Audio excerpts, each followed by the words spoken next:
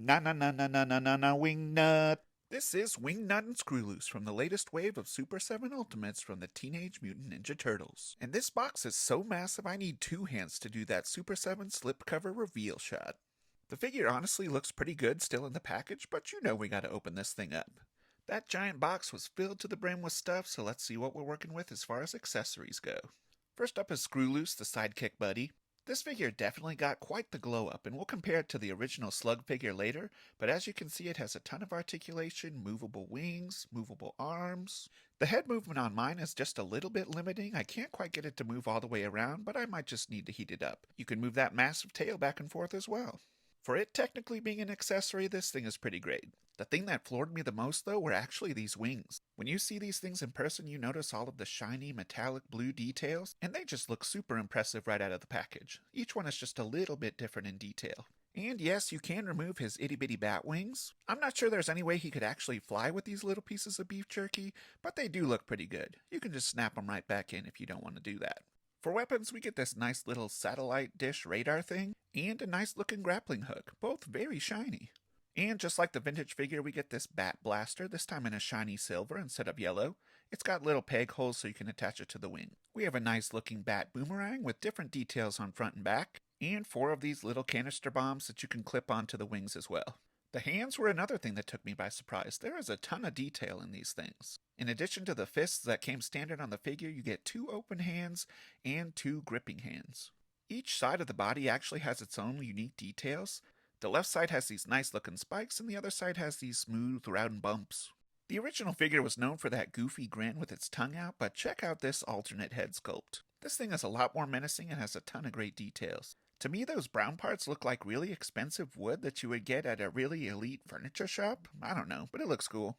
Here's how the main figure comes right out of the package. You can see that head sculpt that really mimics the Playmates figure nicely. Colors are really nice on this one as well.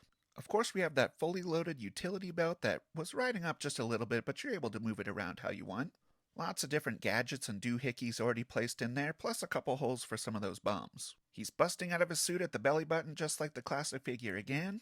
And the more I look at this thing, the more I notice all of these little techie details all over the hands and wrists, even up to the shoulder pads. The cape is held on with these little W pieces, so make sure those don't fall out. They seem to clip in and out pretty easily, just make sure they're facing the right direction. Lots of subtle metallic paint on some of these techie bits, looking pretty good. That tattered cape does have a wire in it for posing, and on the back you can see where you insert those wings, plus a few more gadgets on the back there. He's got his tail poking out of the suit as well, and you can move that around left and right.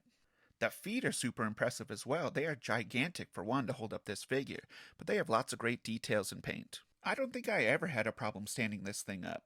The wings went in the back really easily. I didn't really have any sort of trouble, and they can move up and down. They're pretty big and bulky, but I haven't had any problems with them drooping down or sagging yet, so I think that's a pretty big win. We have storage on the belt for a couple of those grenades, and just like the original figure, you can clip the blaster and another bomb right onto the wings. The boomerang is just molded into the belt on the original, so you can stuff it in there if you want to. And these last 2 figures, again, look super cool, but I can't figure out where they go. Okay, real quick, don't worry. I eventually figured it out, but you're gonna have to wait a little bit. So, who knows? You actually have to remove the head to get all the plastic off out of the package, so this is my second time doing it, but it was still pretty easy.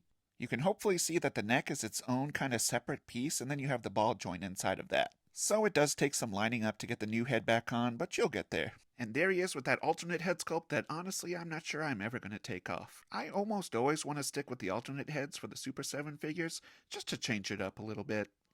One more thing I'm curious about this figure with its accessories is, can you put Screwloose on Wingnut's shoulders? It might take a little bit of wing and arm maneuvering, but there is plenty of space up there. Just keep in mind it makes for a very tall figure.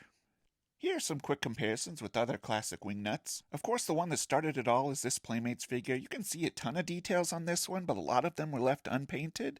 They really brought them all out on the Super 7. Same thing with Screwloose. They took that classic sculpt and just beefed it up. The original head sculpt was recreated pretty faithfully, just a little bit of a different color. They nailed that tongue and those wild eyes. And whatever that nose thing is. Here he is next to the cartoon NECA version, and I thought this figure was huge until I stood it next to the new one. Obviously this cartoon version is lacking a lot of the details, but that's by design. Both great figures, just different styles. For Screwloose, Super 7 was a lot more faithful to the Robin color scheme, while NECA modeled theirs off the cartoon. And we can't forget about our newest wingnut, this lovely lady from Mutant Mayhem. Of course, this one is also modeled after a cartoon, but it's got a lot of fun stuff going on. And let me know if you see what I see. Yep, that grappling hook definitely helped me figure out where those other two accessories go. Looking back now, it was super obvious, but yeah, you just miss stuff sometimes. The hook can go in, look super cool, just like the Mutant Mayhem, but the one I prefer is honestly this colander satellite dish thing. It just has a cool, unique look, and I'm really digging it. I don't know how much posing you'll want to do with this big of a figure, but there are definitely some possibilities in there. The limbs all moved freely, just keep in mind it's a heavy figure. But who would have ever thought we could have a family photo this large with Wingnut and Screwloose? And I imagine that Archie comic version probably isn't that far behind either. Please don't forget to follow, like, and share, and comment what you think about this new figure. So far this new wave is 2 solid wins for me, but of course I'm curious to know what you think. Thanks for watching.